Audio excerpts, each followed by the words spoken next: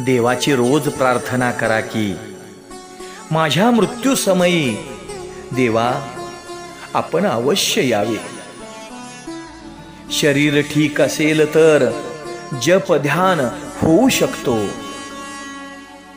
अंतकाळी दुःखात देहानुसंधान असते, म्हणून परमेश्वराचे ध्यान करणे कठीण होते। भीष्म पितामह श्रीकृष्णाची स्तुती करतात, नाथ कृपा करा, जसे उभे आहात तसेच माझ्या समोर सदैव उभे रहा। कृष्णाला वाटले की भीष्माचार्य मला बसा सुद्धा म्हटले नाहीत। पुंडलिकाची सेवा त्यावेळेला श्रीकृष्णाला आठवली। तुकोबांनी एकदा पुंडलिकाला टोमणा मारला होता की माझा विठ्ठल तुझ्या दारावर आला असताना तू त्याला बसण्यासाठी आसनही दिले नाहीस। का रे पुंड्या मातलासी उभे केले विठ्ठलासी, ऐसा कैसा रे तू धीट मागे भिरकाविलीशी वीट। दररोज देवाची विनवणी करा की देवा माझा अंत गोड व्हावा, म्हणून अंतकाळी तू माझ्याकडे ये। शरीरात शक्ती आहे तोपर्यंत खूप भक्ती करा व भगवंताला संतुष्ट करा। श्रीकृष्ण म्हणतात, पितामह या धर्मराजाला वाटते की मीच या सर्वांना मारले आहे, माझ्यामुळेच यांचा सर्वनाश झाला आहे।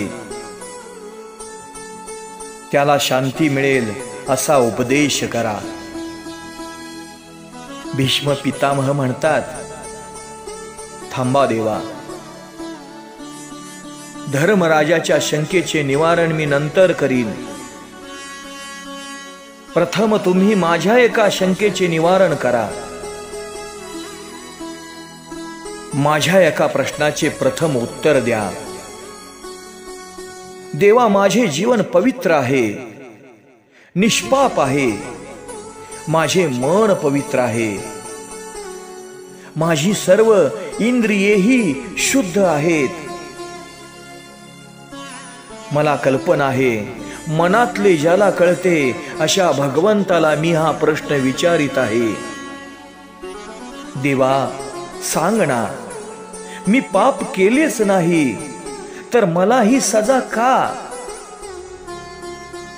मला बाणाच्या शय्येवर का निजावे लागले? मला अतिशय वेदना का होत आहेत? मी निष्पाप असतानाही हा दंड मला का? भगवान म्हणतात, हे पितामह, आपण कोणतेही पाप केले नाही ही गोष्ट खरी आहे, म्हणूनच तर मी तुमच्या अंतकाळी भेटण्याकरता आलो। तुम्ही कोणतेही पाप केले नाही तरी पण तुमच्या डोळ्या देखत पाप होत असताना तुम्ही पाहिले। आपण जे पाप पाहिले त्याचा हा परिणाम आहे। आपण निमूटपणे पाप होताना बघत राहिला त्याचा हा दंड आपण भोगत आहात। जय जय राम कृष्ण हरी।